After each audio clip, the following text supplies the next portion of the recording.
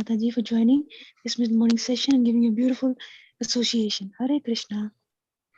Hare Krishna, Shivani Mataji, Dandavat Pranam, all glories to Srila Prabhupada. This is Vinita Gandharvika Devi Dasi from Texas. Hare Krishna, Vinita Gandharvika Mataji. Please accept my humble obeisances. Srila Prabhupada ki jai, Guru and Gauranga ki jai. Thank you so much for joining this mid-morning session and giving you a beautiful association this morning. Hare Krishna. Hare Krishna, Shivani Mataji. Please accept my humble obeisances. Jai Srila Prabhupada. This is Preeti Vilasini Devi Dasi. Thank you so much, Shivani Mataji, for your warm welcoming. And thanks to all the devotees for the very, very beautiful chanting today morning. Hare Krishna. Thank you so much for joining this morning session and giving you a beautiful association this morning. Hare Krishna. Hare Krishna Mataji, Dandavat Pranam. Please accept my humble obeisances. All glories to Srila Prabhupada and Shri Guru and Gauranga. All glories to the assembled devotees. Yashamati from Chicago. Hare Krishna, Yashamati Mataji. Please accept my humble obeisances. Shri Prabhupada ki jai, Guru and Gauranga ki jai. Thank you so much, Mataji, for joining and giving you a beautiful association. Hare Krishna. Hare Krishna. Is there anybody else who would like to announce their name? Hare Krishna, Shivani Mataji. Please accept my humble obeisances. All glories to Srila Prabhupada and all the assembled devotees. This is Indulekha Karuna Devi Dasi from the Hare Krishna, Indulekha Mataji. Please accept my humble obeisances. Shri Prabhupada ki jai, Guru and Gauranga ki jai. Thank you so much, Mataji, for joining and giving you a beautiful association this morning. Hare Krishna.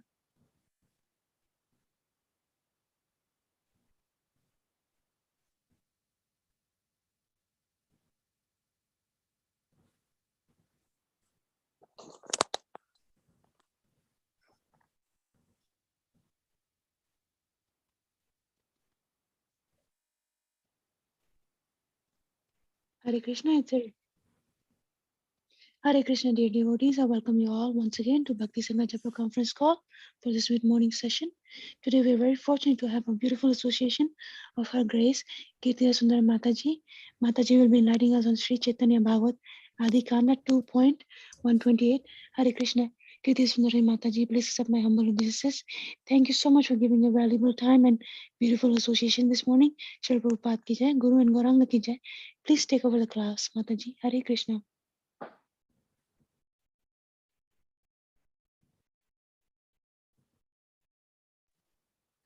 Can't hear you, Mataji. Mataji, you are muted. Hare Krishna Mataji, Dandavat Pranams, all glories to Srila Prabhupada, all glories to Guru Maharajas and all the assembled Vaishnavas. Thank you all so much for joining, for your wonderful, blissful association.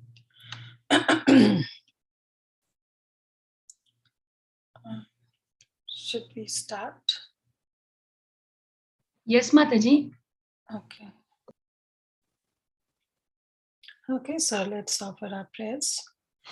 Om Ajnanatimirandhasya Jnananjana Shalakaya Chakshurunmilitam Yena Tasmai Shri Guruve Namaha. Namo Vishnu Padaya Krishna Prasthaya Bhutale Srimate Bhaktivedanta Swami Niti Namine. Namaste Saraswate Deve Gauravani Pracharine Nirvishesha Shunyavadi Paschata Deshadarine. Shri Chaitanya Manobhishtam Sthapitam Yena Bhutale Swayam Rupa Kadamayam Dadati Swapadantikam Vandeham Shri Guru Shri Yuta Padakamalam Shri Guru Vaishnavamscha Shri Rupam Sagrajatam Sahagana Raghunatham Vitam Tam Sajivam Sadvaitam Savadhutam Parijana Sahitam Krishna Chaitanya Devam Shri Radha Krishna Padam Sahagana Lalita Shri Vishakham Vitamscha. He Krishna Karuna Sindhu Dina Bandhu Jagatpate Gopesha Gopika Kanta Radha Kanta Namastute Tapta Kanchana Gaurangi Radhe Vrindavaneshwari Vrishabhanu Sute Devi Pranamami Hari Priye. Jai Shri Krishna Chaitanya Prabhu Nityananda Shri Advaita Gadadhara Shivaspadi Gaura Bhakta Vrinda. Hare Krishna Krishna Krishna Hare Hare Hare, Hare Rama, Rama Rama, Hare Hare, Panchatattvatakam Krishnam Bhaktarupa Sarupam Bhaktavtaram Bhaktakyam Namami Bhakta Shaktikam. Let's offer my prayers to all the assembled Vaishnavas. Vancha kalpatarubhyascha kripa sindhubhaivacha patitanam bhavanebhyo Vaishnavebhyo namo namaha. Anantakoti Vaishnavrindi ki jai. Hare Krishna, dear devotees. So today actually someone else was scheduled to give class, but unfortunately last moment it was cancelled. So I was supposed to serve now. So not 100% well prepared, but because it's Chaitanya Bhagavat, such a simple language used by Sri Vrindavan Das Thakur. So I accepted this service and I'll simply be reading from Chaitanya Bhagavat. So just bear with me. So before starting Chaitanya Bhagavat, let's say the invocation prayers for Chaitanya Bhagavat. Ananda Leela Maya Vigrahaya Hema Bhadevya Chavi Sundaraya Tasmai Mahaprema Rasa Pradaya Chaitanya Chandraya Namo Namaste. Chaitanya Chandraya Namo Namaste. Chaitanya Chandraya Namo Namaste.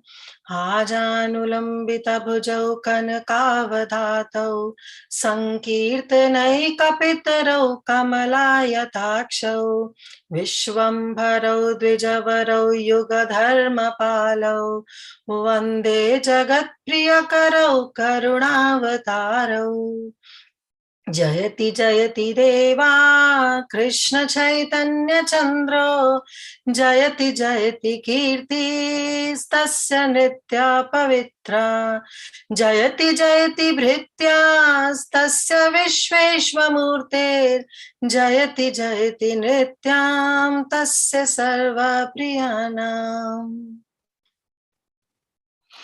Okay, so please don't be miser. I really need all your blessings, your wishes, your prayers, so that I can do something relevant towards this topic, this wonderful topic of Chaitanya Bhagavat.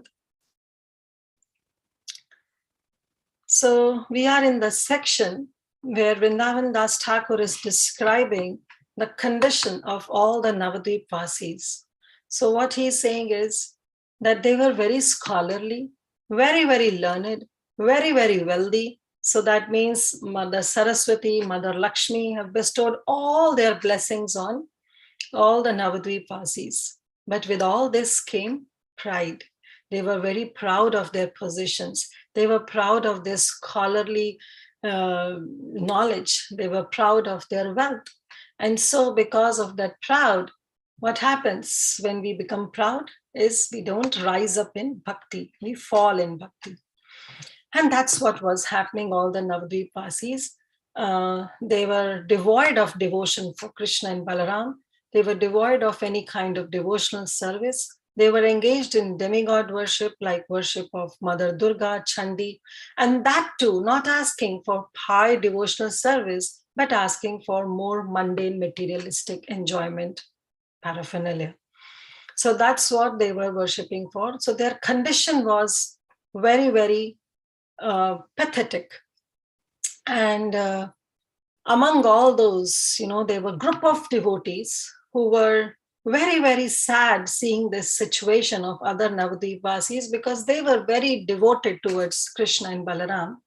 And among those devotees was our shining crest jewel, Agraganyam, that is Vrindavan Das Thakur describes, and he was Sri Advaita Acharya.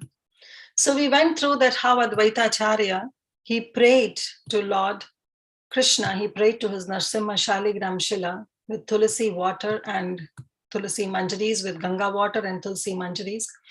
and he was roaring like a lion. Hunkara garjanadi aho ratra sadgunam.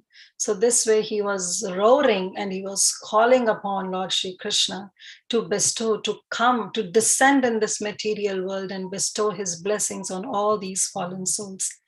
So Vrindavan Das Thakur then future, and then in next verses, he describes how Mahaprabhu was so pleased on the call of Advaita Acharya that he appeared in front of Advaita Acharya and said that I'm so much pleased with your devotion, and I'll appear as Gaura Sundar, as Shri Gaura Hari, and I'll take the form of Dviti of Radharani. So I will come in a golden complexion and I will propagate this chanting of holy names throughout the world. Hearing this, Advaita Acharya and all the other group of devotees who were very, very devoted to Lord Shri Krishna, they were very much pacified. And then Lord ordered all his associates that go and take birth in Navadvip Dham or in other places, because when Lord descends, he descends with his entire entourage. And not only the devotees, even the Dham descends with Krishna. So the Navadvip Dham, Mahaprabhu came with his entourage, with his paraphernalia, with his entire Navadvip Dham. And then Vrindavan Das Thakur describes about the various associates who took birth into various places just to assist Mahaprabhu when he will incarnate. So finally, when all the associates have taken their appearance in this Navadvip Dham, then Mahaprabhu was so happy that he finally decided that now is the time that I have to incarnate. And so the Lord prepared his advent. But then what happened is, text 128, that is the first verse for today. Ishwar agya age Shri Ananta Dhama Radhe avatirna haila Nityananda Rama. So before Lord Chaitanya Mahaprabhu makes his descent, he ordered Ishwara Agya Pai, taking the orders of Mahaprabhu, Ananta Shesh, who is Lord Balaram, he came, Ananta Dham, he came, and Rada Avatirna, he took birth, he took his appearance in Rada Desh, and he became to be known as Shri Nityananda Ram, Shri Nityananda Ram ki jai. So on the order of the Supreme Personality of Godhead, Krishna Chandra, Balaram, who is non-different from Ananta, appeared as Nityananda Swarup in the village of Ekachakra of Radadesh. Maghamashe Shukla Trayodashi Shubhadine Padmavati Garbhe Ekachakra Nama Grame Hadai Pandita Name Shuddha Vipraraja Mule Sarva Pita Tane Kare Pita Vyaja. So now Vrindavan Das Thakur is describing the identity of Sri Nityananda Ram, and how, when, where he appeared, who were his parents. And he's saying Magha Mashe, in the month of Magh, Shukla Trayodashi, in the Shukla Paksha. We know that there are two Pakshas, Krishna Paksha and Shukla Paksha. So one is the waning moon, which is Krishna Paksha, and one is the Shukla Paksha, that is waxing moon. So in that waxing moon time period, on the Trayodashi day, at the 13th day, Shubhadene, the most auspicious day, Padmavati Garbhe, in the womb of Mother Padmavati, and Ekachakra Namadhame, at the village of Ekachakra, Nityananda Prabhu appeared. And what he did? Hadai Pandite Nama Shuddha Vipraraja. So there was, Vipraraja means the king of all the Vipras, all the Brahmanas, means the best of the Brahmanas. And his name was Hadai Pandit. So Nityananda Prabhu accepted him as his Pita, as his father. So he appeared from the womb of Padmavati in the village of Ekachakra on the auspicious 13th day of the waxing moon in the month of Magh. That Lord, the original father of everyone, accepted Hadai Pandit, the king of the Brahmanas, as his father. So this month of Magh is January and February, So we all know that how English calendar starts with the first day, that is 1st January to 30th January, which is the month of January. Then 1st of the 28th, that is the month of February. Then 1st to 30th is the month of March, 31st. So this is how from 1st to 30th or 31st describes the whole, month. But in lunar calendar, this is not as such. It is described from Purnima to Purnima. Okay, it can come anytime. So from Purnima to Purnima is the month. Okay, that full moon to full moon. So it is generally during the month of February, which starts from the January mid and to February mid. That's what the appearance of Nityananda Prabhu is. So the month of Magh, on the 13th day of the waxing moon, Magha Mashe Shukla Trayodashi, Nityananda Prabhu decided and he appeared. Kripa Bindu Bhakti Data Prabhu Balarama Avatirna Hailya Dhari Nityananda Rama. So this Lord Balaram is who? He is Kripa Sundhu. He is ocean of mercy. He is Bhakti Data. He is bestower of bhakti, devotional service. Prabhu Balaram, his name is Balaram. Avatirna Haila, he appeared, he incarnated. Dhari Nityananda, and he accepted the name of Nityananda. Mahajaya Jaya Dhvani Pushpa Varishana Sangope Devata Gana Karilata Khana. So when Balaram, he appeared as Nityananda Prabhu. So what happened? Mahajaya Jaya Dhvani. There was the loud chanting of Jai, Jai. And who were chanting? Sangope Devata Gana. Sangope means in a very incognito, not like anybody cannot see them chanting. In incognito mode, all the demigods, Devata Gana, they were chanting loudly, Jaya, Jaya, on the appearance of, on the conception of Balaram as Nityananda Ram in the womb of Mother Padmavati. Right now, he has yet not appeared. It's just he has been conceived by Mother Padmavati. And Pushpa Varshina, and they were showering flowers. Say Dina Haitarara Mandala Sakala Badi Te Lagila Puna Puna Sumangala. So what happened? As soon as Mother Padmavati, she conceived Nityananda Ram, she conceived Balaram, from that day onwards, right from the day of conception, the district of Radhadesh, which is in Ekachakra, the Ekachakra is actually in Radhadesh. So the entire district, not only the Ekachakra Dham, but the entire Radhadesh became fully filled with prosperity, with all auspiciousness. Sumangala, Puna Puna Sumangala. There was auspiciousness, continuous auspiciousness in the entire district of Radhadesh. Ye Prabhu Patita Jane Nistara Karita Avaduta Veshadhari Brahmila Jagate. So now what happened? Vrindavan Das Thakur is again getting ecstatic. So he doesn't want to describe the proper, amazing appearance of Nityananda Prabhu, but he's just giving a synopsis. As we already discussed that Vrindavan Das Thakur time and again gets, ecstatic. And so it's everything, the verses that he quotes are not in chronological order.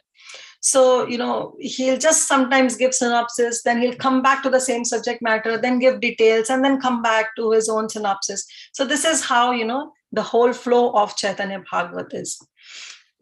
So now he's saying that what happened? Ye Prabhu Patita Jane. This Nityananda Prabhu, understanding that there are so many fallen souls, Nishtara Karite, and to deliver these fallen souls, what he did, Avadhuta Veshadhari, he accepted the form of Avadhuta, not as a form of Grahastha, but he took the form of Avadhuta, means renounced order of life.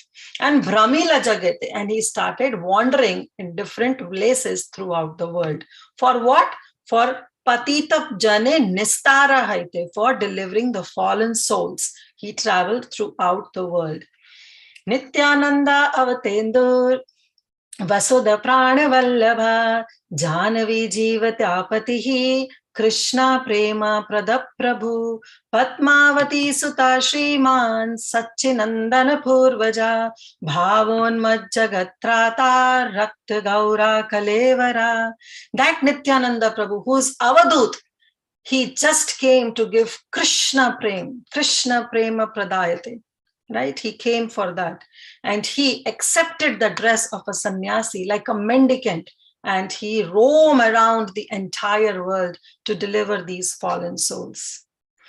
Antera prakara haila he namate eva suna Krishna avatirla ye namate. Now, after the appearance of Nityananda Prabhu, what happened? Anantera prakara, after the appearance of Anantashesh, now what happened? Vrindavan Das Thakur is saying, Shune, now please listen to me. That after Ananta has taken his appearance in Eka Chakra, in Radhadesh, Krishna avatirila. Now Krishna decided to make his appearance. Navadi ache Jagannath Mishra vara Vasudeva prayateho swadharme tatpara. Navadvipe Ache. So Nityananda Prabhu took birth in Radhadesh in a village known as Ekachakra. But Mahaprabhu decided to appear in Navadvip. So Navadvip Ache. So in Navadvip, what happened? Navadvip Ache Jagannath Mishra Vara. So there was a very wonderful devotee, expert. Vara means expert. He was very expert Brahmana. And his name was Jagannath Mishra. He used to live in Navadvip. Vasudeva prayatehu swadharma tatpara. And he was very, very expert in following his prescribed duties. He was a very pakka Brahman. And then characteristics of Jagannath Mishra has been described. Udara charitra tehu brahmanera simha yena nahi yaha diya kariba upama. Udara charitra. You know, his character was very magnanimous. He was very merciful. He was very udar charitra, right? Very, very magnanimous. And Brahma is Simha, and he was the lion among all the Brahmanas. He was the best of all the Brahmanas. Hena nahi yaha diya kariba upama. And then Vrindavan Das Thakur is saying, I'm feeling incompetent by giving him a tulana, a comparison of any other Brahmana. He was first class, agraganyam. He was Simha among all the Brahmanas. And I have no comparison to make Jagannath Mishra, to compare Jagannath Mishra with any other so-called Brahmanas of this world. And then he says, Ki Kashyapa Dasharatha Vasudeva Nanda Sarva Maya Tattva Jagannatha Mishra Chandra. That what to talk about the mere Brahmanas of this world, Ki Kashyapa. I cannot compare him to even the good qualities of Kashyapa. Then as of Dasharath, as of Vasudev, as of Nanda Maharaj, all together, the good qualities of all of them together got manifested in the form of Jagannath Mishra. Sarva Maya Tattva. You know, all the good qualities of Kashyapa, of Dasharath, of Vasudev, of Nanda Maharaj, they all were found in the person of Jagannath Mishra. He was the Chandra, he was the moon among all the stars. And then Bhakti Siddhanta Saraswati Thakur, he writes in his purport that all personifications of pure goodness like Kashyapa Muni, we all know Kashyapa Muni also gave birth to an incarnation of Lord Shri Krishna, and his name is Vamana. Vamana. His name is Vamana, Upendra, the elder brother of Indra. And then we have Dashrath, who gave birth to Ramachandra. Then, of course, Vasudev, who gave birth to our Lord Shri Krishna, who is and of course Nanda Maharaj, who is the father of Rajendra Nandan or Shama Sundar Krishna. So all the qualities of all these personalities got manifested in Jagannath Mishra. And then Tanna Patni Shachi Nama Mahapati Vrata Murti Mati Vishnu Bhakti Say Jagannamata. Then Tana Patni means his wife whose name was Shachi, Shachi Nama. Normally devotees will say Sachi. It's not Sachi, it's Shachi. Okay, so Taha Patni Shachi Nama, his name was Shachi, and Mahapativrata, and she was very chaste lady, very, very chaste lady. She was Mahapativrata, always following the orders of her husband.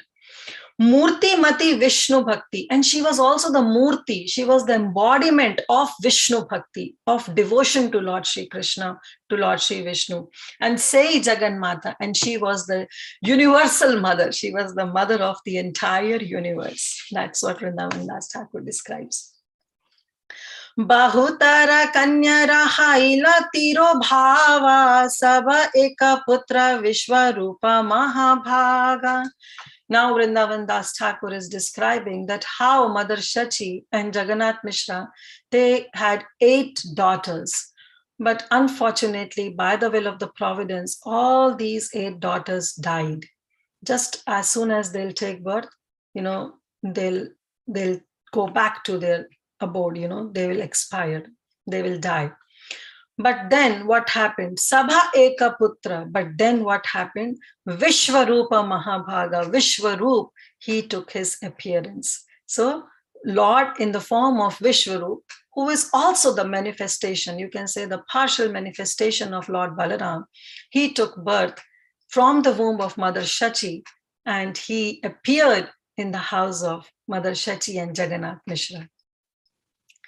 Vishwarupa Murti Yena Abhinamadana Dekha Harashita Dui Brahmani Brahmana. So now he is describing, Vrindavan Das Thakur is describing about Vishwarup, that who Vishwarup was. He's saying Vishwarupa Murti, this Vishwarup, he was Abhinna Madana. Who is Madana? Who is Madana? Kamadev.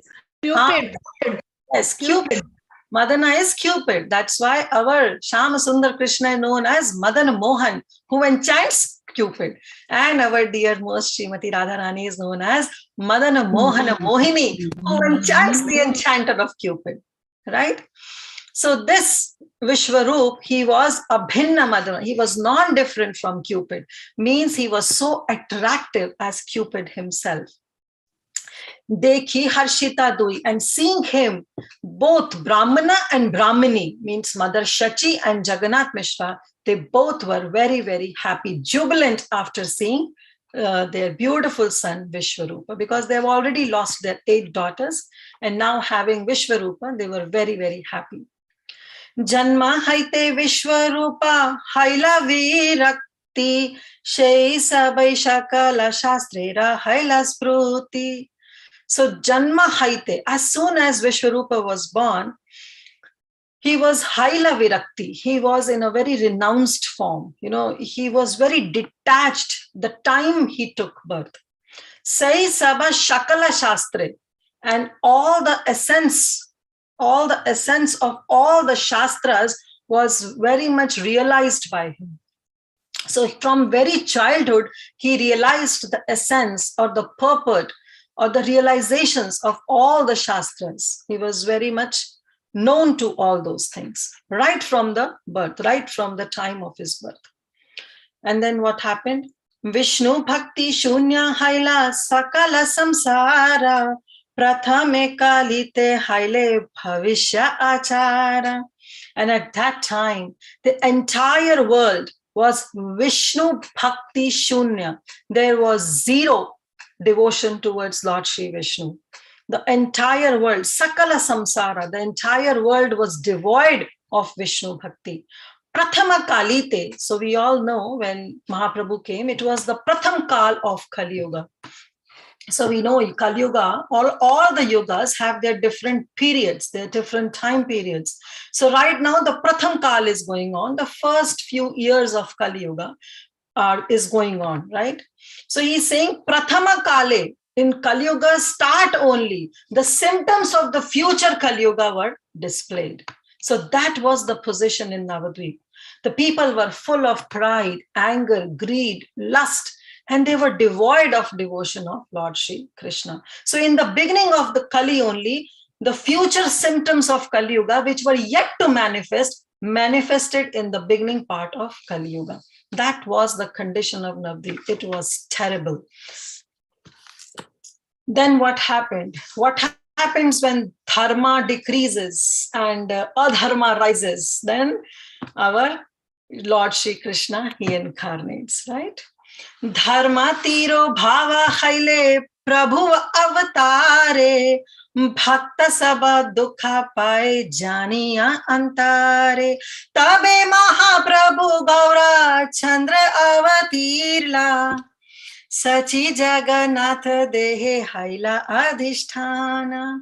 So dharma tiro bhava means the disappearance day.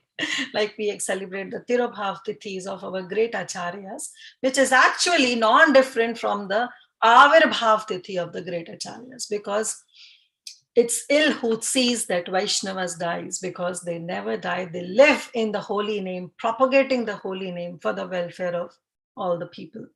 So Dharma Tirobhava, when there is a disappearance of Dharma, when there is a decline in dharmic principles, Prabhu avatare.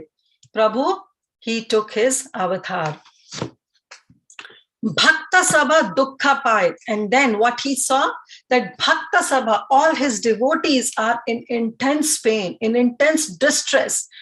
They were distressed. Why? Because people were devoid of Vishnu Bhakti. So they were they were overwhelmed seeing the pathetic situation of all the Navadvipasis.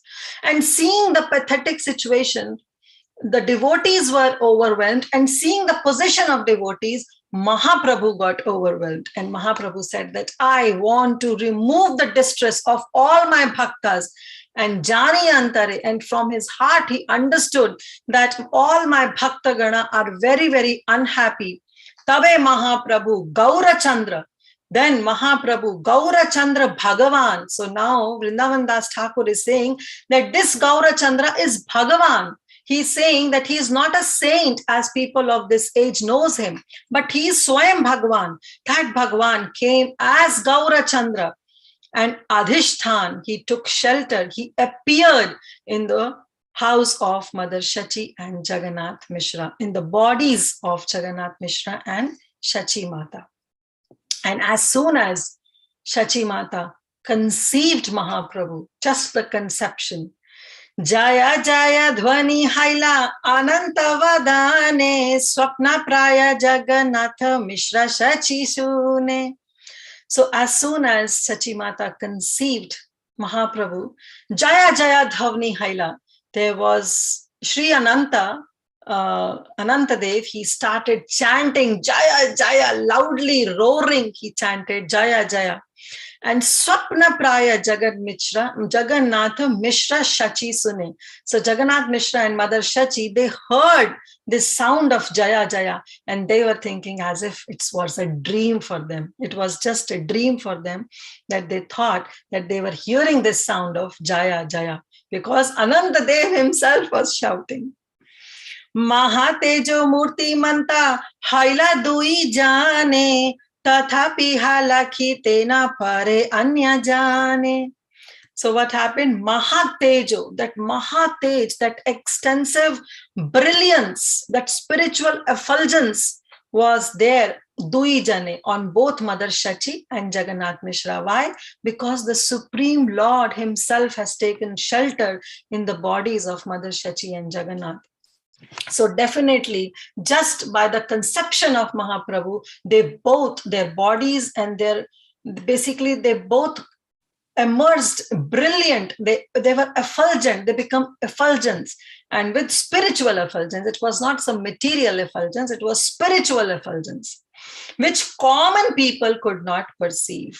Tathapi lakhite na pare anyajana. Anyajana means common people were not able to understand that how come this effulgence is there in the bodies of Mother Shachi and Jagannath Mishra. So this is the spiritual effulgence. See, there is a material effulgence when, people do a lot of makeup, put a lot of foundation and spend hours and hours in salon, and then they decorate their body and then somehow they look very beautiful and very, very effulgent. That is something material, which is artificial effulgence. But you might have seen that there are so many saints, when they just cross you, or when they just come in front of you, you feel that there is some effulgence in them. And that effulgence is because of their sadhana, is because of the spirituality that they are holding within. So that is what the spiritual effulgence. And that spiritual effulgence came in the body of Mother Shachi and Jagannath, which common people could see, but couldn't make out that what's happening with them. But we all know by Vrindavan Das Thakur that actually Krishna, in the form of Gaura Sundar, in the form of Gaura Chandra, has taken shelter in the womb of Mother Shachi. Text 148. Avatirna haibena Ishvara janiya Brahma Shiva Adi Stuti Karena Ashiya. Now, Avatirna haibena Ishvara janiya, knowing that the Supreme Lord would appear, personalities like Brahma, Shiva, Adi Stuti Karena Ashiya. And knowing that now Supreme Lord would appear, all the personalities like Lord Brahma and Lord Shiva, they came and they started offering their prayers to the womb of Mother Shachi. So here there is a very beautiful purport given by given by His Divine Grace, Bhakti Siddhanta Saraswati Thakur Maharaj. And I would go and reflect in this purport. It is very, very important purport.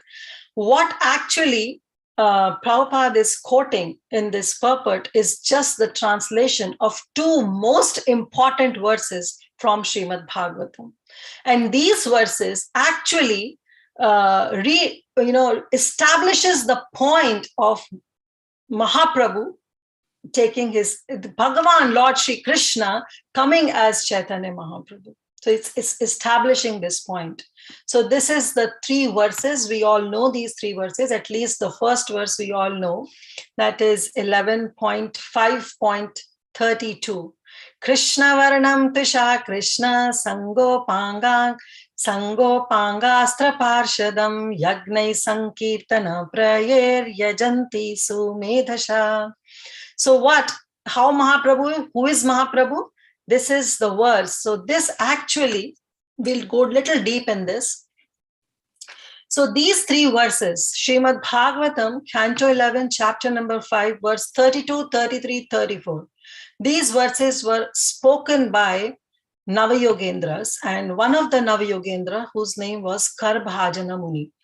So he spoke these verses on account of asking Nimi Maharaj few questions. So Nimi Maharaj asked few questions from Karbhajana Muni, and he asked that, in this age of Kali, who is the Yuga avatar of all the four ages? Who appeared as Krishna, appeared whom as in Treta Yuga, in Satya Yuga, in Dwapar Yuga, and Kali Yuga? I want to know that how Lord Shri Krishna came in these four yugas, and for what purpose they came. What was their purpose of coming in these four yugas, and what did they do, and how did they uplift the people of all these four yugas? So these were few questions that Nimi Maharaj asked from Karbhajana Muni. And Karbhajana Muni, because this is the age of Kali Yuga, he started that this age of Kali Yuga, Krishna himself will come as Mahaprabhu. So he says, Krishna Varnam Tvisha Krishnam. So he is Tvisha Krishnam.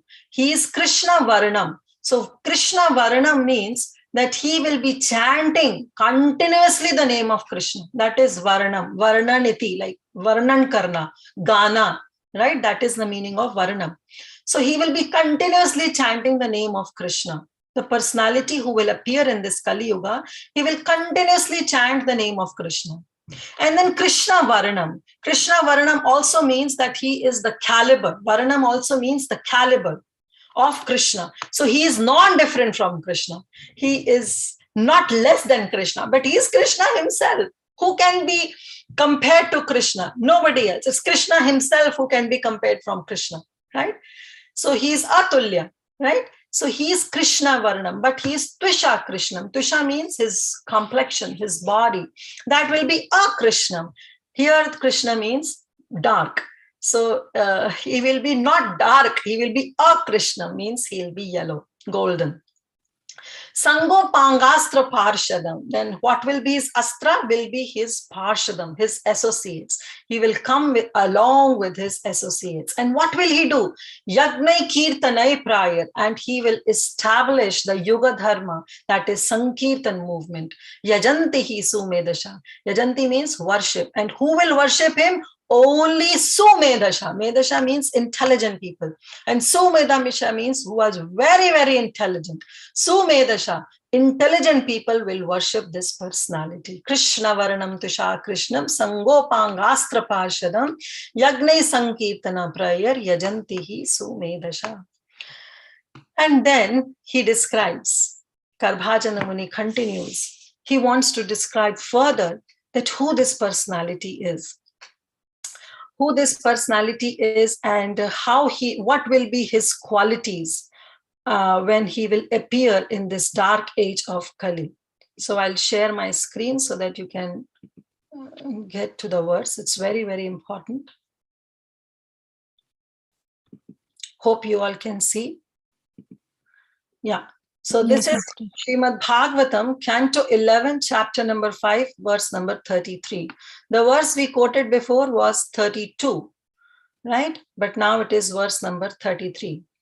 Dhyeyam sada paribhavagnam abhishtadoham tirthaspadam shiva virinchinutam sharanyam vrityartiham pranatapal bhavabdipotam vande mahapurushate charanaravindam.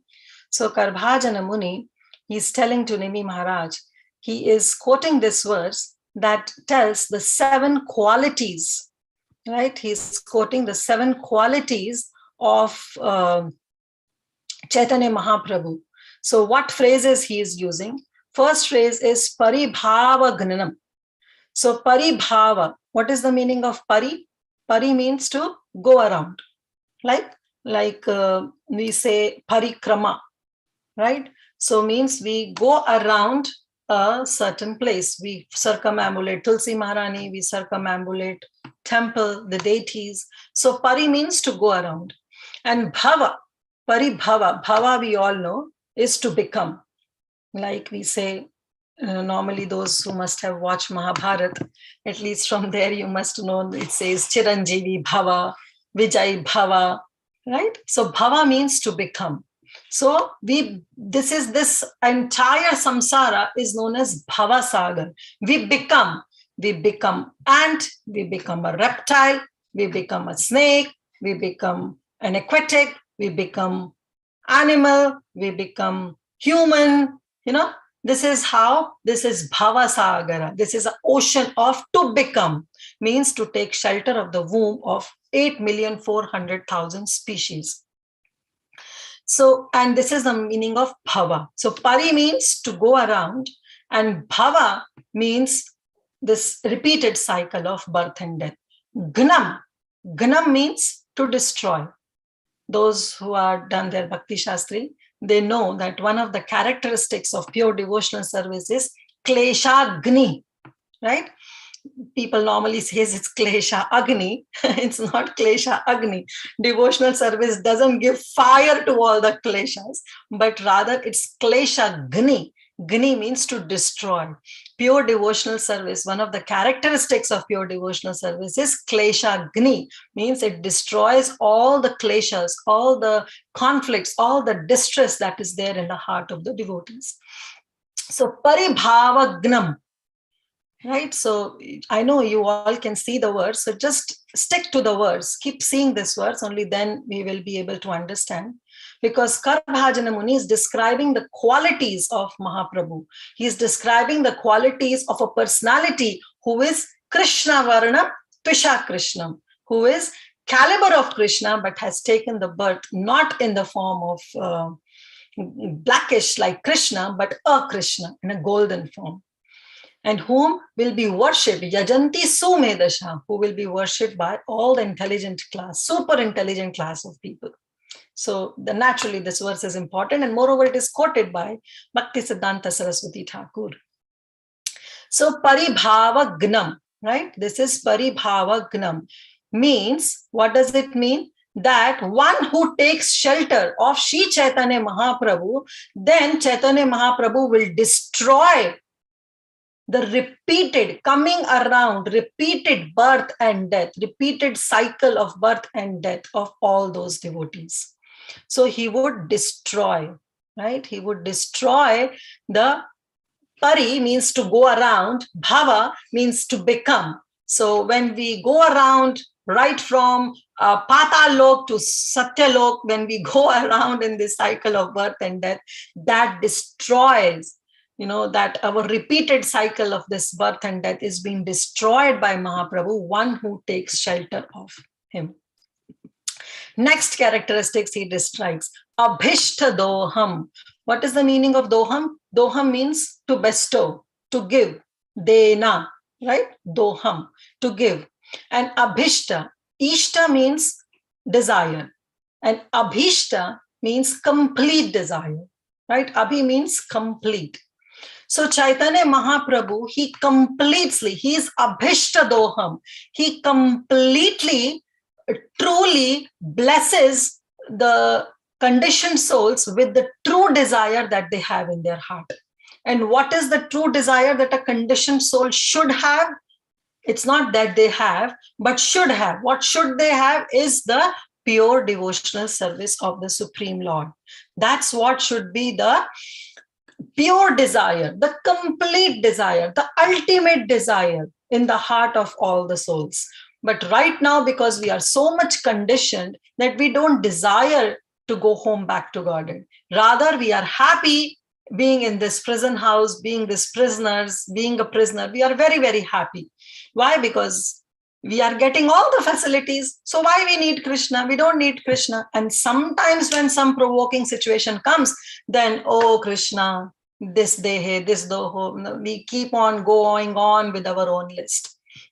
But this Chaitanya Mahaprabhu, when he incarnates, he is Abhishta Doham.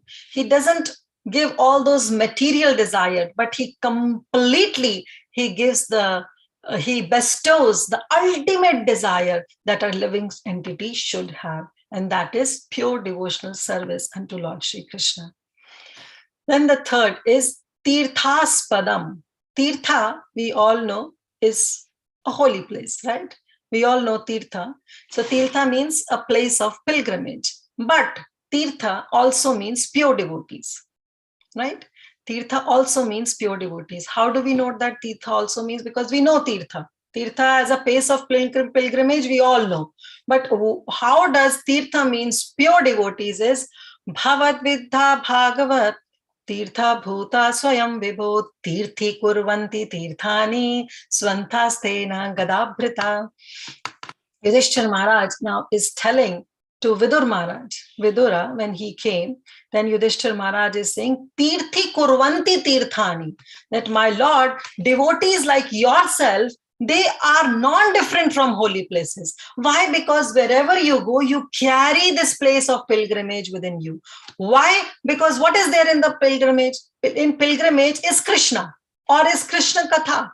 When we go to pilgrimage, why do we want to go to pilgrimage? Is because we want to associate with the devotees of Krishna. We want to associate with Krishna Katha.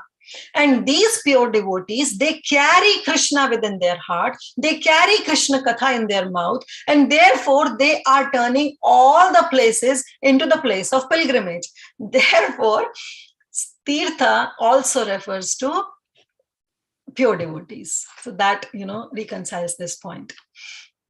And we know, so the meaning that Karbhajana Muji says is that all pastime places take shelter of Chaitanya Mahaprabhu, and all the pure devotees also take shelter at the lotus feet of Chaitanya Mahaprabhu. Taken, right? Because it is Tirtha Spadam. Spadam means to take shelter. So Tirtha Spadam. So they take shelter of one who is 100% take shelter of Chaitanya Mahaprabhu, all the places of pilgrimage also take shelter under him, and all the pure devotees also take shelter under the lotus feet of Chaitanya Mahaprabhu.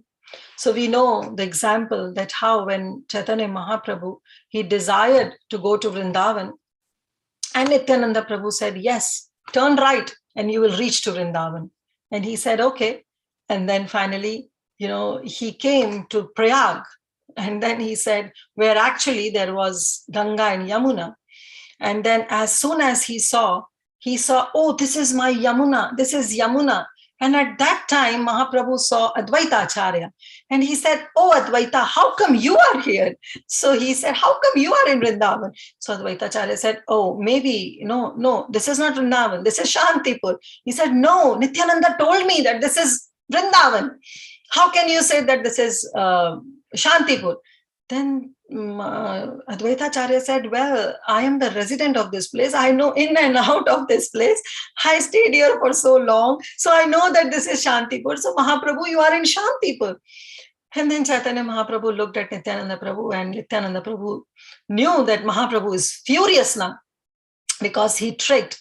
But then Nityananda Prabhu said, the place where you are is non-different from Vrindavan. So where Mahaprabhu is, it is non-different from that holy place. That is the place of pilgrimage. And wherever the devotees of Mahaprabhu, the pure devotees of Mahaprabhu are, that itself is Tirtha. That itself is a place of pilgrimage. Right? And then we know that how, like this is the place example. There is another example of pure devotees. We know that how pure devotees also took shelter at the lotus feet of Mahaprabhu. We know the example of Sarvabhauma Bhattacharya. He was actually a mukti kami vyakti, right? He wants mukti. He was a mukti kami. But then when he had this discussion with Mahaprabhu for 7 days, he got convinced that he is non-different from Supreme Personality of Godhead, and he took shelter. He just bowed down at the lotus feet of Mahaprabhu and accepted him as his master. We know about King Prataprudra. He was bhukti kami. Why? Because he was the king.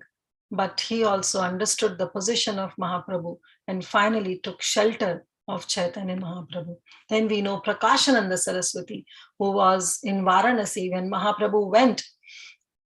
Then he basically converted Prakashananda Saraswati from impersonalist to personalist. He was a Mayavadi. And not only him, but along with his 60,000 disciples, they all become personalists after they met Chaitanya Mahaprabhu.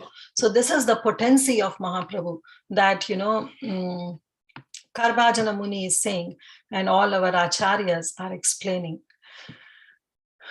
Gauranga nama nalaya ye Krishna bhaje geya se Krishna bahu kale paya. Gauranga namale sada Krishna pada se aparade nahi rahataya.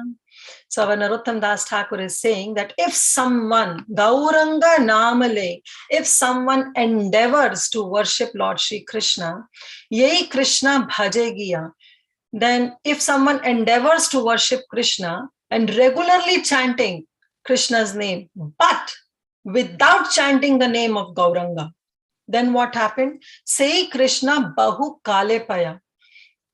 He will attain Krishna, but it will take long time because he has neglected the mercy of Gauranga Mahaprabhu. But yes, because that person is chanting Krishna's name, he will get Krishna, but it will take long time. Gauranga naam lai jai sadhya Krishna paaye se aparada nahi rahitaya.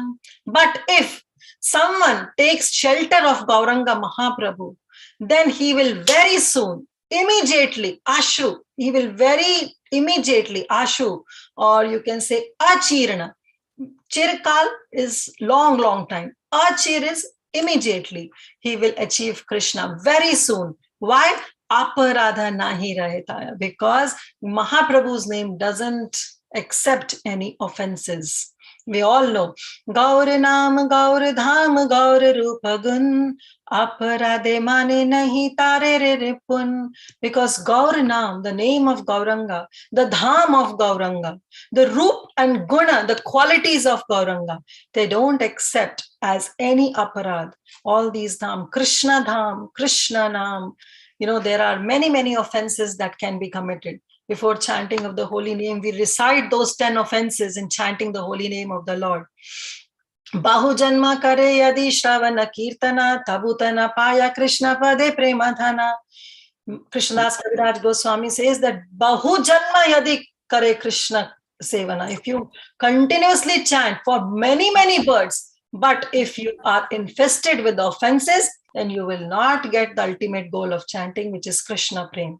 But Gaur Naam, Gaur Dham, Gaur Rupa Gun, Aparade Mane Nahi, they don't accept any kind of offense, any kind of aparad. Rather, Tarite Nipun, rather they liberate you, they give you Krishna Bhakti. Therefore, our Narottam Das Thakur says, Griha Vai Vanete Thake, Haga Ranga Bole Thake, whether you are in Grahastha or you are in a Vanaprastha, whether you are a sannyasi, whether you are a brahmachari, in whatever ashram you are, but just say Gauranga, Gauranga, Gauranga.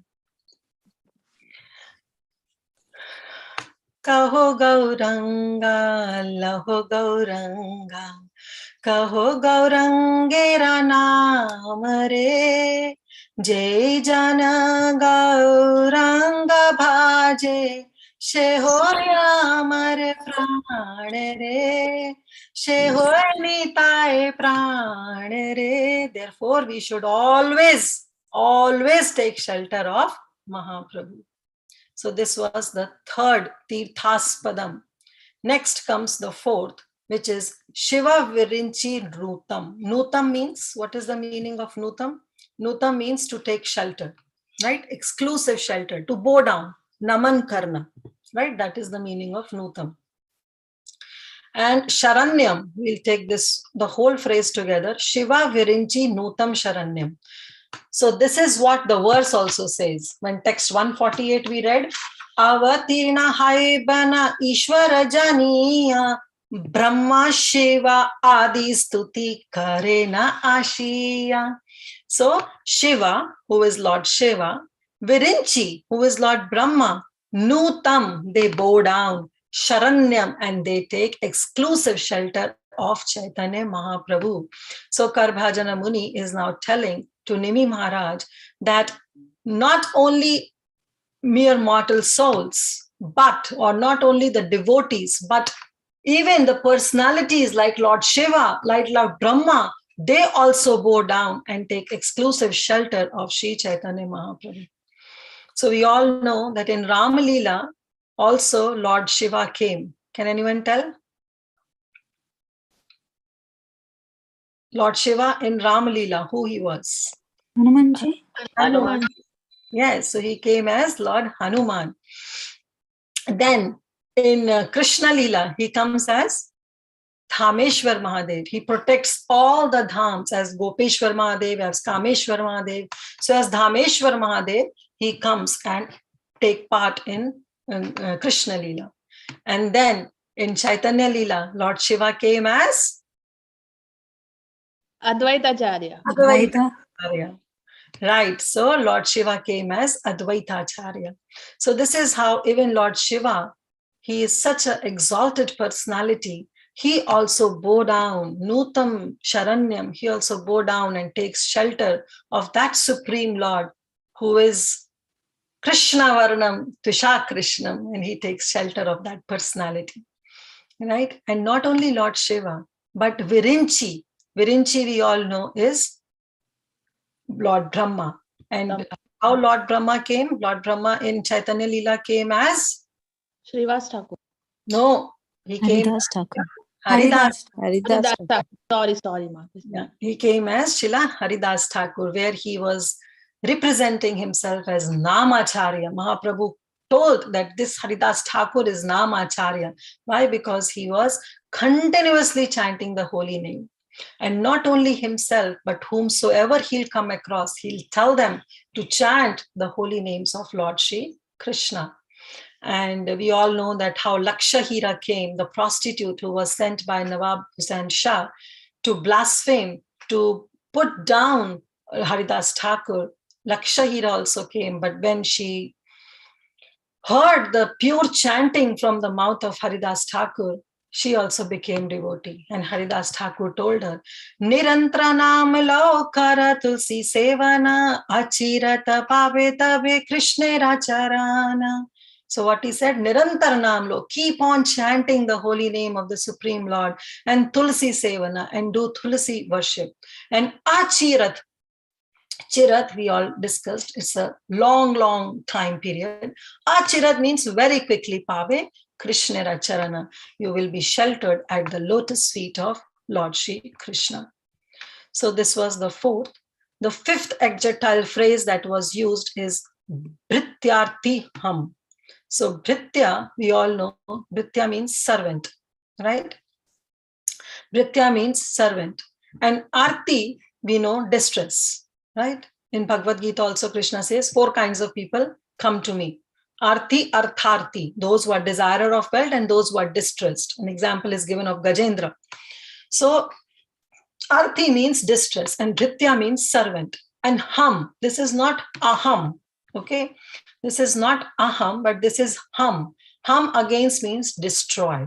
So this personality, Chaitanya Mahaprabhu, he destroys the distress of his servants. So one who takes shelter of Mahaprabhu's lotus feet, then all his distress, his and her distress will be destroyed because he is Bhrityartihan. He destroys the distress of all his servants. And in this regard, we all know the example, I'll not quote, but example of Brahmana Vasudev, who was afflicted with leprosy in Chaitanya Leela, and finally he was relieved of all his distress by Mahaprabhu. Now comes the 6th, Pranatapala. So he is a Pranatapala. This Chaitanya Mahaprabhu is Pranatapala. Pala we all know. Pala means palan karna, like to protect. And Pranata means one who bows down to Lord even once. Pranata, even once if somebody bows down to the Lord, then the Lord protects him. Pranatapala. So he is Pranatapala.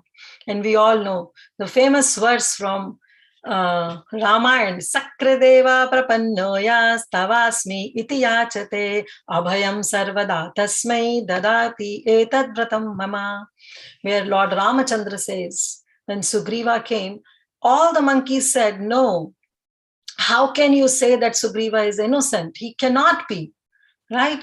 Fruits of the same trees are same. You cannot get a mango fruit on apple tree or an orange in a mango tree. No, you cannot. So how can you say that Sugriva is innocent? Then Lord Ramachandra said, no matter, even if he is not, still, Sakradeva prapannoyas, even if once somebody bows down, I'll accept him. What to talk of Sugriva? Even Ravana comes and bows down, I'll forgive him and I'll accept him as my dearmost. Sakradeva prapannayas tavasmiti yachate. And what do? Abhayam sarvada tasmai. I give him fearlessness. Dadami etav vratamama. That is my vow. That is my vow that I will give. Krishna also tells in Bhagavad Gita, Manmana bhava mad bhakto madhyaji mam namaskuru mad evashyasi yuktaivyam atmanam mad parayanaha. So what he says, that manmana bhava mad bhakto.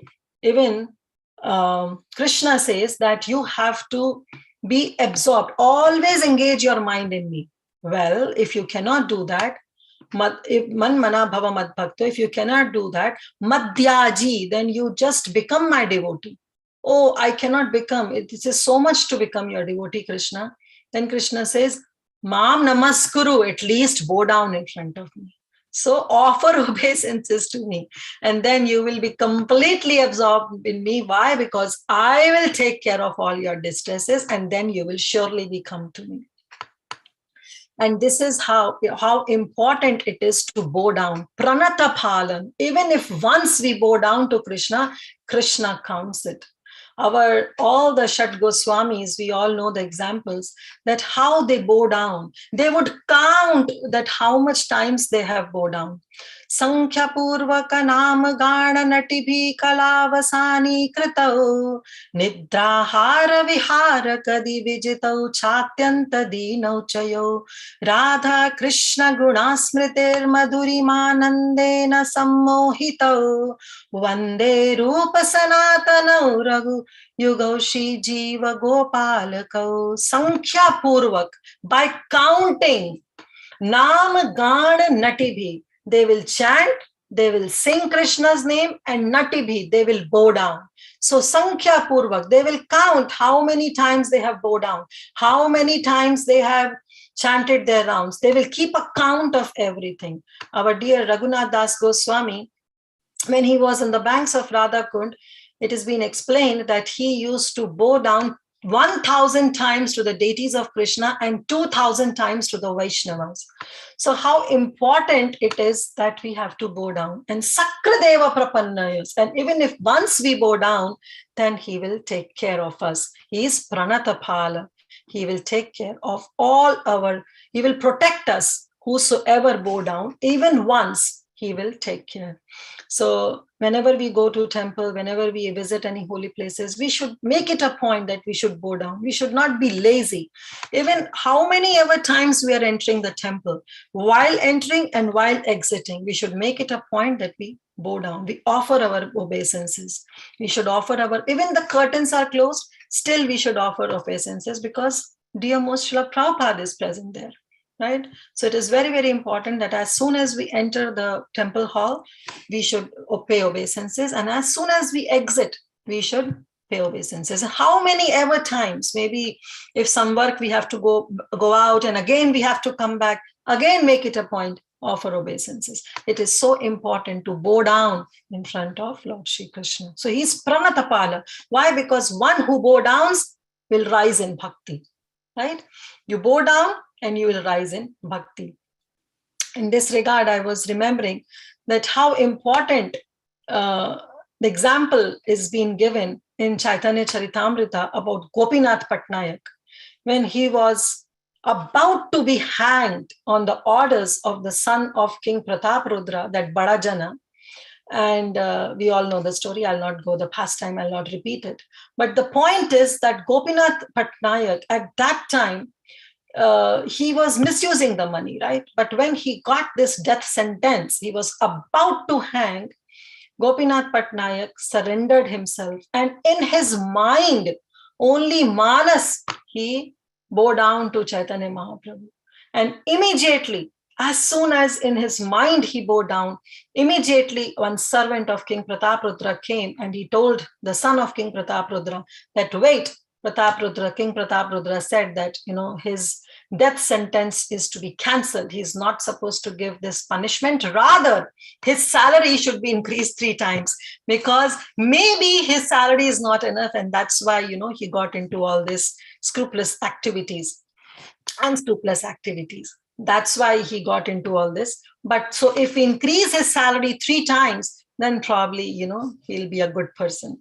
So this is what happened. This is the result of just bowing down in mind, manasa bow down to Lord Shri Chaitanya Mahaprabhu. So we should not think that, I'm such a exalted person. I have a position in the temple, and why should I bow down in front of devotees in temple? That's pride. That's totally on the basis of pride. So we should not fall into this kind of category. There is a very famous, Padya by Kabir Dasi. He says, "Bada hua to kya hua, jaise ped khajur. Bada hua to kya hua, jaise ped khajur. Panthi ko chhaya nahi, phal lage ati dur." So if you have some designation, some position in your life and you don't bow down, you are not humble, then what's the use of your bhakti? Just like the tree of dates, it's such a big tree, bada hua to kya hua. Even if you are so tall, it's very tall tree. But, jaise ped khajur, just like the tree of dates, Panthi ko chhaya nahi, doesn't give shade to all the travelers. Why? Because it is pretty long and it is not wide, rather it is just tall. right? And panthi ko chaya nahi, phal lage ati dur. And even the fruits is so far away that it cannot be reached, by the traveler. So what is the use of such a big tree? So what is the use of our big position, our big designation, if we cannot be humble, if we cannot bow down to Vaishnavas? The last phrase is bhavabdhipotam, very, very important. So again, bhava, we all discussed.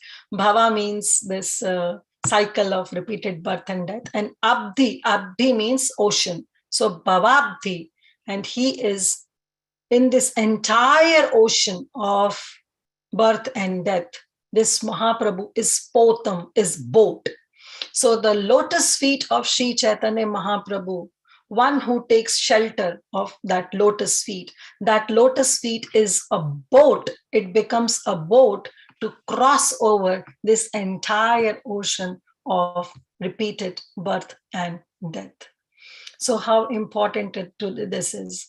In this regard, I was just thinking that even when Krishna got conceived, just when Krishna entered into the womb of Mother Devaki, at that time, very beautiful prayers by demigods, which are entitled as Garbhastuti.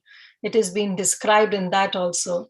I'll just read the translation. It says, O lotus-eyed Lord, by concentrating one's meditation on your lotus feet, which are the reservoir of all existence, and by accepting those lotus feet as the boat, as the potam, as the now, by which to cross the ocean of nuisance, one follows in the footsteps of Mahajans. And by this simple process, what happened? This entire ocean, it becomes just like a step over the hoof print of a calf. So hoof print of a calf, how much water it can hold? It becomes a small puddle that even a child can just cross over. So this is the lotus feet of Lord Shri Krishna, the lotus feet of the Supreme Lord, are the real boat, are the potam through which we can cross over this bhavabdi, this bhavasagar, this ocean of material birth and death. And in this regard, I was also remembering Gaurangi Mataji's question that, why only lotus feet? So as we all discussed, that we don't have the eligibility to go beyond. In Sadhaka Deha, we are just Bhritya, Bhritya, Bhritya, Bhritya. We are Dasa, Dasa, Dasa, Anudas. So we have only eligibility to worship the lotus feet of the Supreme Lord. That's the only eligibility. That's the only adhikar. That's the only authority that we have. So he's saying that all these qualities are there. All these qualities are there in that Krishna Varnam Tusha Krishnam personality. And therefore, Dhyayam Sada, we should always meditate on him, always remember him. And last line, Vande Mahapurusham Te Charanaravindam. Therefore, Karabhajana Muni is saying that I bow down to that supreme Mahapurusha, to that supreme personality of Godhead, to his lotus feet, Charanaravinda, his lotus feet, I bow down to him. We'll read the translation. My dear Lord, you are Mahapurusha, the supreme personality of Godhead, and I worship your lotus feet, which are the only eternal object of my meditation, Dhyayam Sada. Those feet destroy the embarrassing conditions of material life and freely award the greatest desire of the soul, the attainment of pure love of Godhead. So remember, right, how? Paribhavagnam, it destroys the material, embarrassing conditions, the insulting conditions of material life. And then what it gives? Abhishtadoham, and it gives the greatest desire of the soul, which is pure love, that is Krishna Prem. My dear Lord, your lotus feet are the shelter of all the holy places and all the saintly authorities in the devotional line. Tirthaspadam, right? And not only them, but they are honored by wonderful demigods like Lord Shiva and Lord Brahma. And that we read as Shiva Virinchi Nutam Sharanyam. My Lord, you are so kind that you willingly protect all those who simply bow down to you with respect. Bhrityarthi ham pranatapala. right? And you take them, mercifully relieve them from the distress of your servants. And in conclusion, my Lord, your lotus feet are actually the suitable boat for crossing over this ocean of birth and death. That is Bhavabdhi Potam. So this is the verse, and this is the translation that has also been described by Shri Bhaktisiddhanta Saraswati Thakur in this verse. He also describes another verse, but we don't have time. So I'll just quickly tell you what that verse is. He states the translation of that another verse, and that verse is just the next verse to this.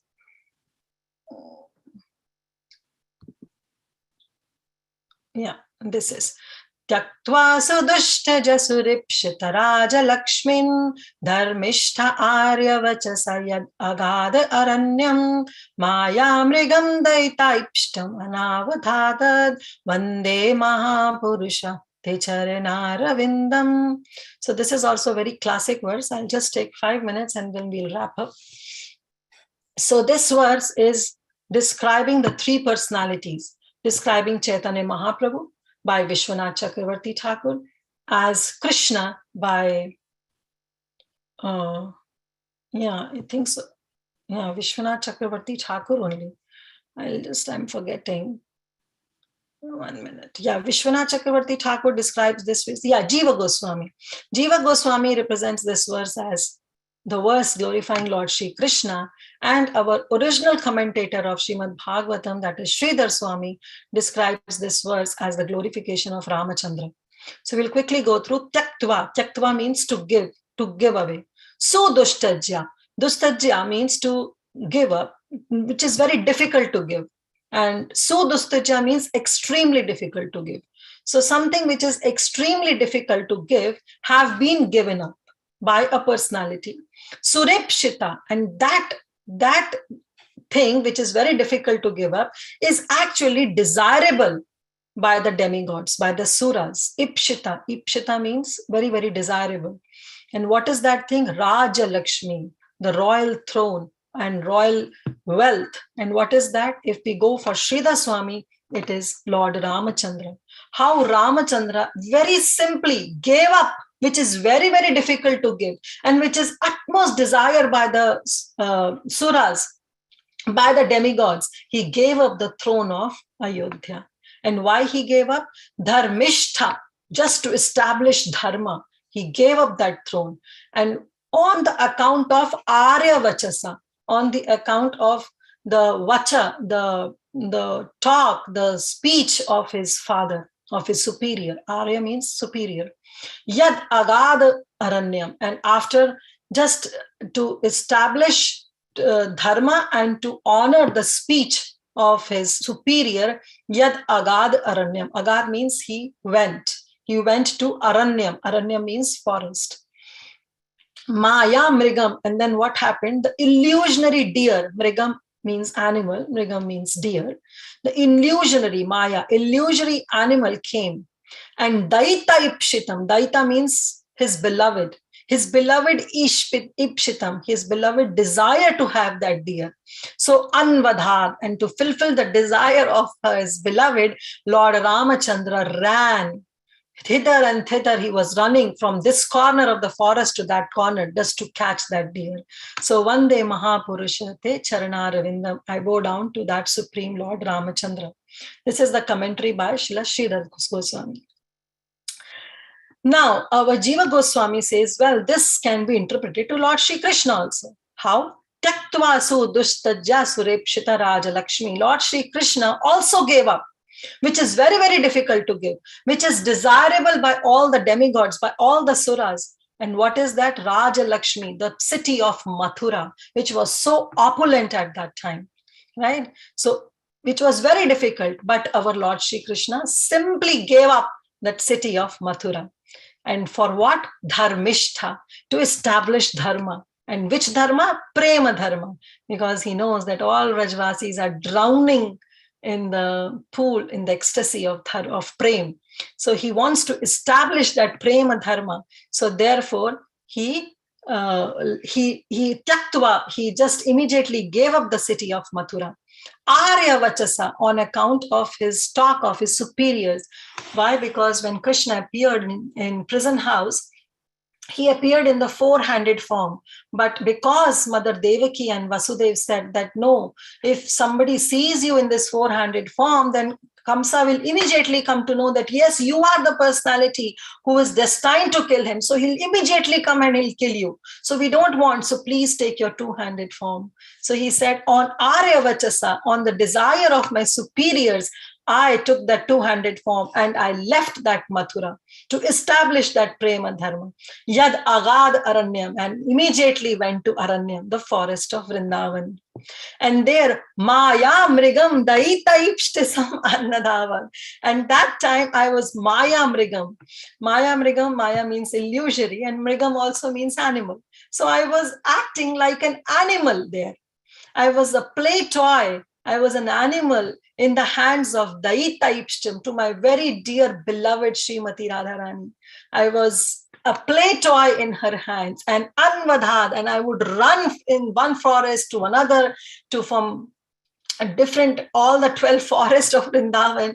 I was simply running just to have that intimate relationship, just to have that conjugal pastimes with my dearmost Srimati Radharani. So Maya Mrigam, I was just like a play toy. The way she wants me to dance, I was dancing from one forest to another to fulfill her desire.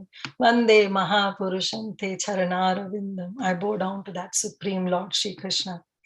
But then our Vishwanath Chakravarti Thakur says, well, this can also apply to our Shri Chaitanya Mahaprabhu. And that's why Karbhajana Muni is actually quoting this verse, because this verse refers to Mahaprabhu. It's only the commentary, different personalities have different as per their own realizations. But Karbhajana Muni, he's quoting, right? 32, 33, 34. He's giving the context of Chaitanya Mahaprabhu's appearance, that who he is Krishna Varnam Tusha Krishnam. So he's saying that even this verse can be applied to Mahaprabhu. How? Taktvasu dustajya suripshita raja Lakshmi. He immediately gave up, which is very, very difficult to give up. What he gave up? Grahastha ashram. It is very difficult to give up Grahastha ashram. It's andhakupam. Prahlad Maharaj says this is a blind well, and one gets so much entangled in the different relationships of this Grahastha ashram. It's very, very difficult to give up. But Lord, our Chaitanya Mahaprabhu gave up, very easily gave up, something which was very, very difficult to give up, and which was very, very desirable even by the demigods. And what is that? Raja Lakshmi. Here it is referred to Mother Vishnu Priya. He immediately gave up the association of Vishnu Priya, who is the goddess of fortune. Even the demigods want the association of goddess of fortune. They are always desirable to have goddess of fortune or goddess of Lakshmi. But our Chaitanya Mahaprabhu immediately gave up. And then for what? Dharmishtha. And he want to establish Dharma. And which Dharma? Sankirtana Yagna. He want to establish Sankirtana Dharma. The Dharma of love of Godhead. Prema Dharma, right? Sankirtana Dharma he want to establish. And he agad aranyam. And so he left, he took sannyas order of life, and he went from forest to forest. He went to Vrindavan, he went to Jagannath Puri, he went for South India tour, and finally though he settled in Jagannath Puri. But Arya Vachasa, he did it on the account of his superior. His superior said. So in this case, Prabhupada writes in the purport that in Adi Leela, in Chaitanya Charitamrita, there was one Brahmana who was very famous, very well known for his anger and for cursing others. He was very well known, but he was a Paksha Brahmana, and he once decided he wants to enter the confidential Sankirtan that Mahaprabhu used to do in Shiva's Angan. So he wants to enter. This is the whole pastime in the Adi Leela, I think so, in chapter 18 or 19. And that this Brahmana wants to take part in that, but he was refused. The doors were locked. He knocked, but he was not allowed to enter. So what he did, he became so angry that he broke his Brahman thread and he cursed Chaitanya Mahaprabhu. And he said that, I curse you because you are not letting me enter into this kirtan. I curse you that you will be bereft of all your material opulences and material enjoyment.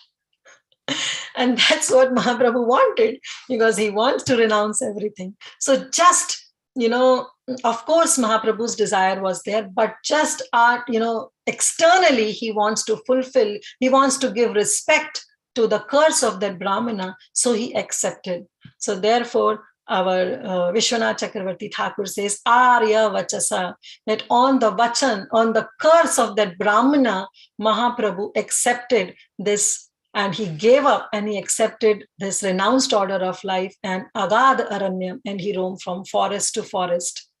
Then Maya Mrigam. Maya is illusionary. Mrigam, Mrigam here refers to, I'm sorry, I'm forgetting. Let me just check. Sometimes you get really, lost. Yeah, Mriga means to search out, to search out. So Maya Mrigam, those conditioned souls who are simply roaming around in this world. So what Mahaprabhu is saying, he is searching out. He's searching out those conditioned souls, those who are influenced by this illusory energy of Maya. Why? Because, and for what purpose? Daita. Daita also means to bestow mercy. Daita means beloved. Daita also means to bestow mercy. Because he wants to bestow mercy onto those conditioned souls. And Andhavad, so he was running from one place to another. He was catching hold of all the conditioned souls. He was searching out Mrigam. He was searching out all those people who are drowned in that illusionary conception of life. And he was searching out, he was hugging them, he was talking to them, and he was giving Krishna Prem to them. Krishna Premadan he was giving. And he was running around, he was going around from place to place just to liberate these personalities. Vande Mahapurusha Te Charanaravindam. So we'll stop here. This is what Mahaprabhu's advent is being described, and Vrindavan and Vishwa Bhakti Siddhanta Saraswati Thakur is quoting these two verses, the translations of these two verses in his purport of 148. So I thought it is very, very important. 149. Ati Mahavega Gopya E Shukla Katha, E Sakala Katha, Iha Hate Sande Ki Chu Nahi Ka Sarvatha. Vrindavan Das Thakur is saying that these topics are of very highly confidential truth. Of this, there is no doubt. So we'll stop here, and tomorrow we'll continue with verse number 150. I'm so sorry I took half an hour extra, but I thought that, this is such an important verses, so we should cover it. So thank you all so much. Srila Prabhupada ki jai, Granthraj Srimad-Bhagavatam ki jai, Shri Chaitanya Bhagavat ki jai, Thakur ki jai.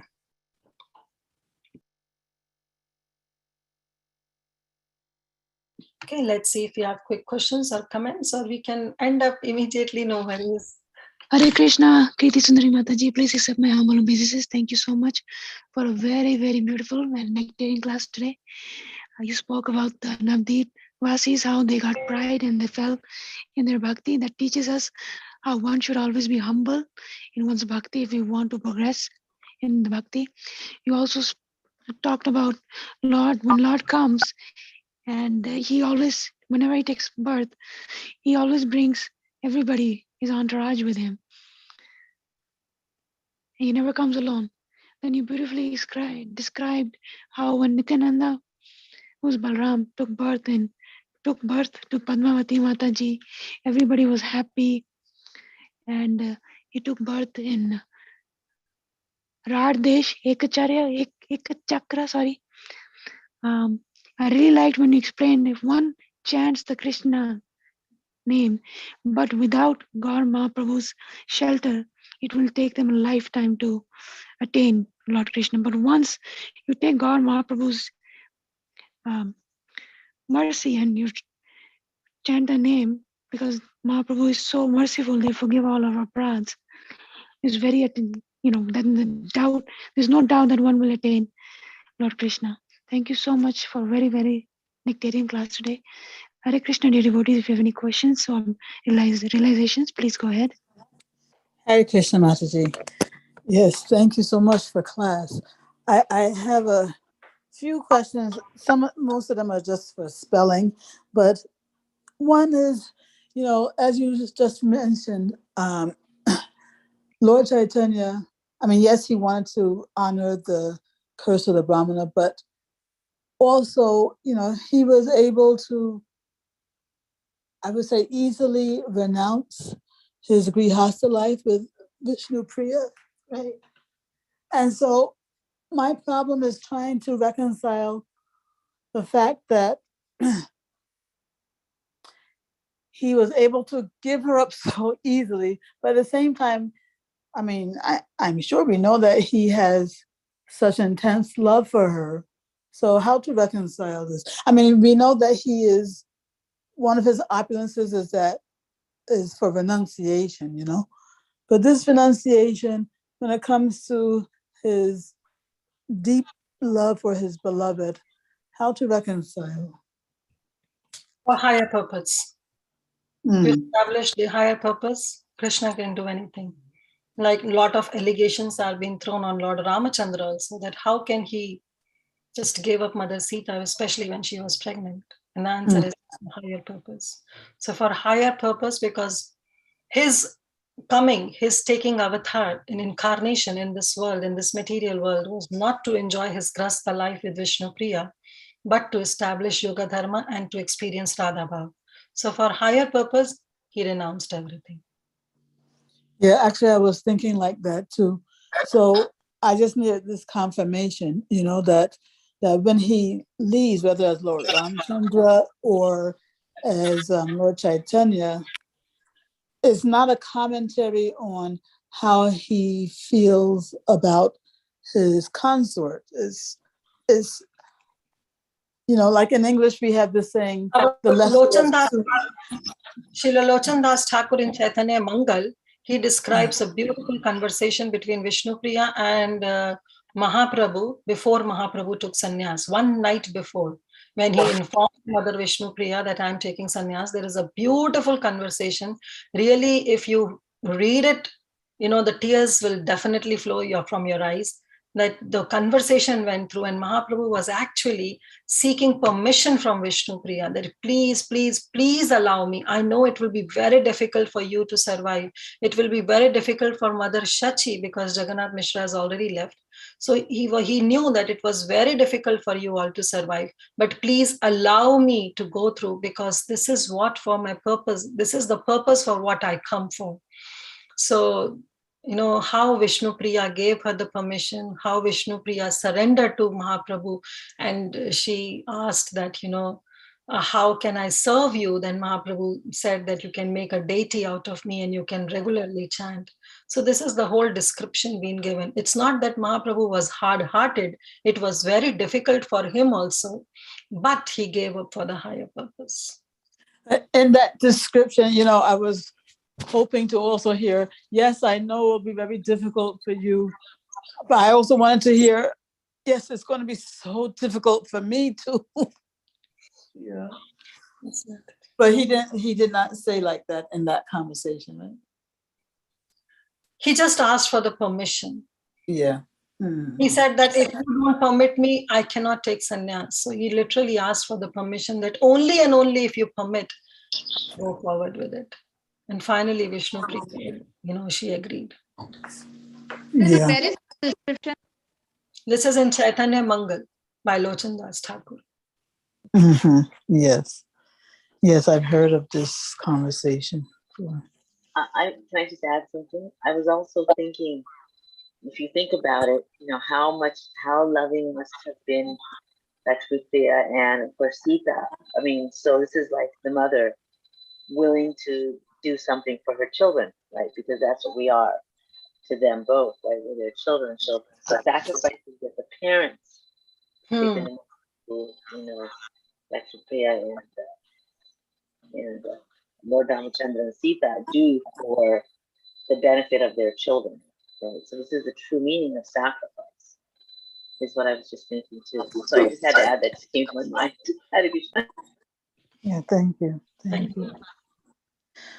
Okay, Mataji, can you just spell a couple of things? Yeah, before that, one thing that is a bit of a confusion for me, as you were saying, when we bow down, leaving the temple, entering the temple, we should bow down, even leaving because Srila Prabhupada is there.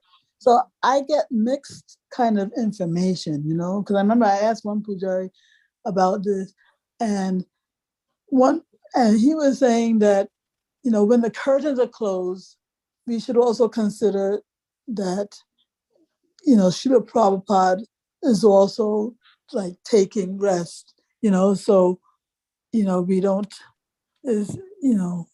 we should treat him the same way, so. So what? But still Prabhupada is present, like deities are present.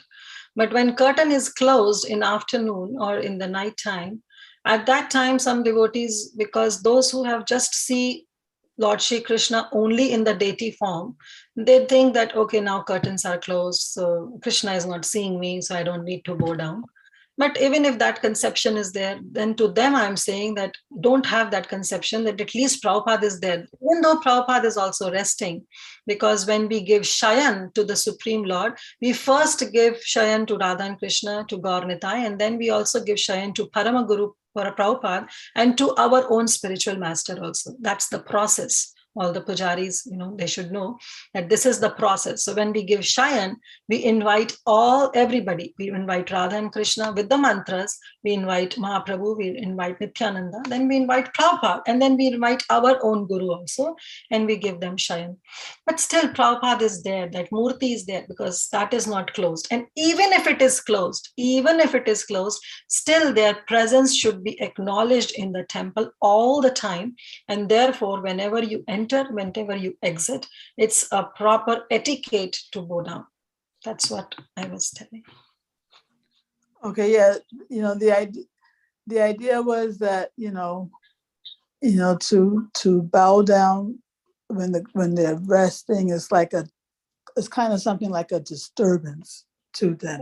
No, it's not a disturbance. How can it be a disturbance for them? You are simply bowing down.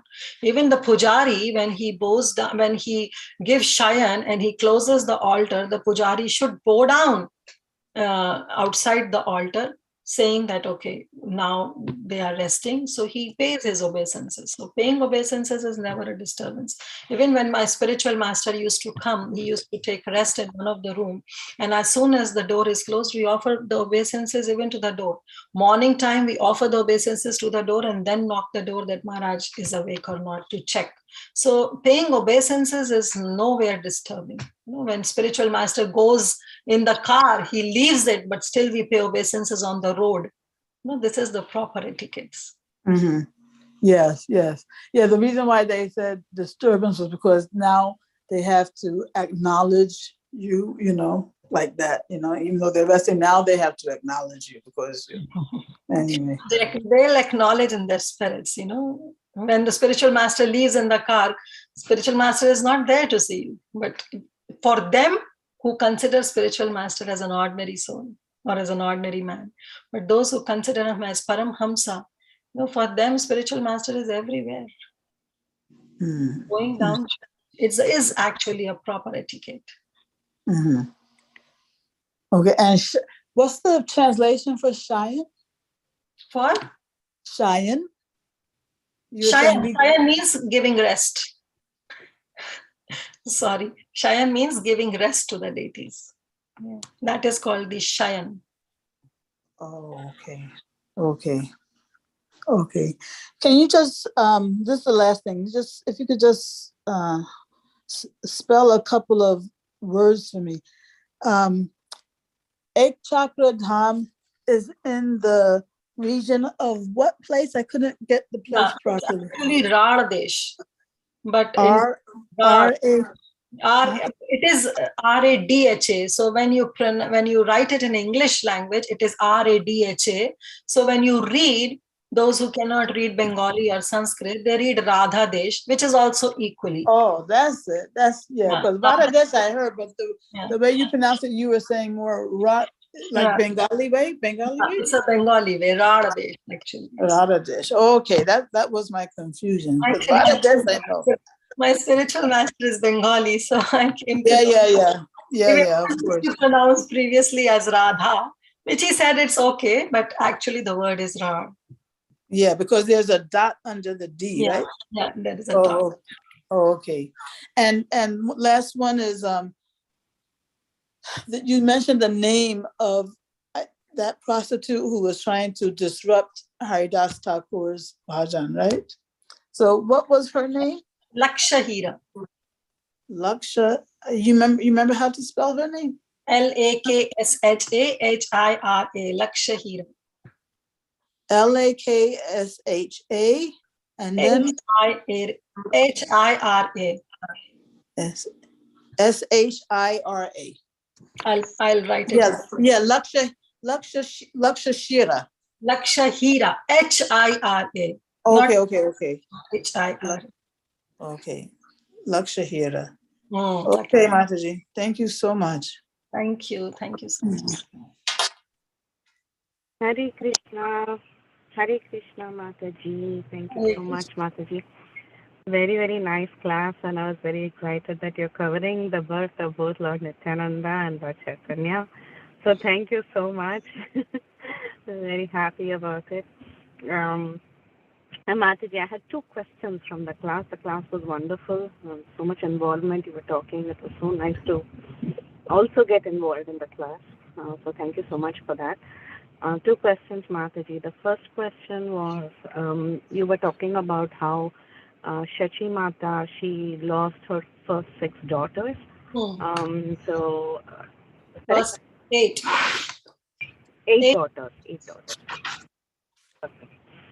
So is there any description of who they were or why she had to lose those 8 or something like that? Any description regarding that? Further discussion in any of the books? I couldn't find. It's just mentioned that 8 daughters of Sachi Mata were expired, and then the most fortunate Vishwarupa appeared as her son. Okay. Thank you, Mataji. And the second question was about the Brahmin who fell the curse.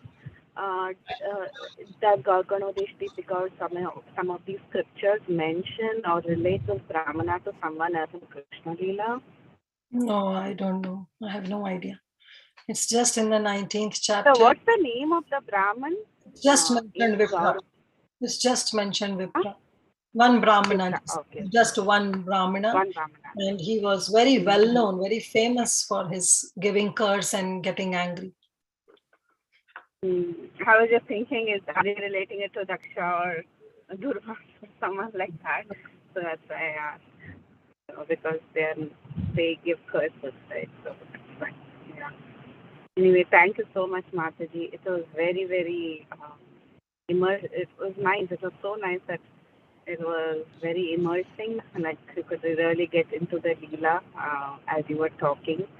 I think that is because of your involvement in it. Thank you so much, Mataji. Hare Krishna. Thank you. Hare Krishna. Hare Krishna, Mataji. Done with pranam. Sorry, somebody else wants to speak. Go ahead, Suksagri Mataji. Oh, okay. Hare Krishna, Mataji. Nice class, Mataji. I was just thinking, when Gaurangi Mataji asked that question, even when we go to temples in South India, when the deities are resting, the pujaris tell us not to pay obeisances. I mean, these are like the general, I'm not referring to the ISKCON temples, but then they say it will disturb because the lordships will feel obliged to see, okay, the devotee has come and, they have to respond to them or, because generally people go with some plea. So that's what even I have seen, at least in Indian tradition like that, like they don't pay obeisances, they don't do prahara, like they don't do parikrama around the deities when they're resting, just so, they can sleep nicely without us disturbing them. That's the mood of not doing that. It's not like they don't regard the deity is not there or something, but they feel that, we should not go and disturb them with some other plea now. And then the Lord will wake up and is like, okay, what does my devotee have to say? So that's the mood actually. And when Gaurangi Mataji, because they're always, especially in Sri Sampradaya, the mood is always of awe and reverence, right? And then if you go with the list, then definitely the Pujari will say that no more list anymore. But here, when devotees pay obeisances, they are not seeking for anything, any blessings, but they are simply acknowledging that they are fortunate enough. They are showing their gratefulness and their humility, that they are fortunate to at least enter into that temple. So yes, paying obeisances in the temple is always recommended and is a proper etiquette. But also, as Nectar of Devotion says, that we should not pay obeisances in the altar. So paying obeisances in the altar is definitely not recommended, but in the temple it should be. Yeah, I mean, I was not referring to Sri Vaishnava. In general, any temple we go in South India, the set. And I mean, that's what I was trying to, when Gaurangi Mataji said that, this just came to my mind, because I remember when we were young and we went to, different temples, not just Sri Vaishnava, even other temples too, and they follow this kind of, just so that the Lord is not disturbed. I just wanted to add that, Mataji. And I had one question. You said even the demigods are longing for the association of Goddess Lakshmi. I didn't understand what you mean by that. Opulence. What does Goddess of Lakshmi provides? The fortune, the opulence. So they always want Goddess of Lakshmi with them. Means her opulence, her wealth. Indra is always desirous of his position. He doesn't want to let go it. And that opulence, that position comes from Goddess of Lakshmi. Oh, so you're equating the position to wealth over here. Okay. Sure, Mataji. Thank you so much. Position comes from fortune. Position comes from wealth. So that is what is Goddess of Fortune is. Mm-hmm. She gives fortune, she gives wealth. Sure, Mataji. Thank you so much. Beautiful class. There are also a lot of verses from Mukunda Mala, which speak of the same subject, and I was reminded of 2 or 3 verses. Time was short, so I didn't quote Mukunda Mala verses. There are beautiful verses are there. But time was not enough. Otherwise, there have many verses, even from Srimad-Bhagavatam also. But I just picked the main one. Then, but thank you, Mataji. Thank you, Hare Krishna. Hare Krishna. Hare Krishna. Mataji, I just forgot one personality I wanted to ask you about. You said Lord Brahma, he came as Virinchini or Virinchi? Huh? Virinchi. Yes, Lord Brahma's name is Virinchi. Virinchi, right? Yeah, that's. I think I've heard that once before, but it's basically very unfamiliar for me. This name for Lord Brahma, Virinchi. He came as Virinchi during what Leela? No, his name is Virinchi. Brahma's another name is Virinchi. And he came as Srila Haridas Thakur in Gaur Leela. But is his name Virinchi as Lord Brahma when he is Lord Brahma in that role? And that's is there a translation for that name, Virinchi? Wherever Prabhupada mentions, he mentions that it's the another name of Lord Brahma. Okay. I can just find it for you. So actually, it always says that Virinchi refers to Lord Brahma. Mm-hmm. Mm-hmm. Okay. On the source. Okay. Thank you, Mataji. Hare Krishna. Hare Krishna. Okay. Anything else? Hare Krishna, Kirtida Mataji. Once again, I would like to thank you for your valuable association and time today. Dear devotees, if there are no more questions or realizations, with Mataji's permission and all the devotees' permission, I would like to close the call. Yes, go ahead. वाञ्छाकल्पतरुभ्यश्च कृपा सिन्धु एव च पतितनां पावनेभ्यो वैष्णवेभ्यो नमो नमः। अनंत वैष्णववृंद की जय, रामाचार्य हरिदास ठाकुर जी की जय, श्री प्रभुपाद की जय, श्री चैतन्य भागवत क्लास की जय, ग्रेस कीर्तिदा सुंदरी माता जी की जय। All glories to assembled devotees, all glories to assembled devotees. Hare Krishna. Hare Krishna. Thank you so much, Mataji.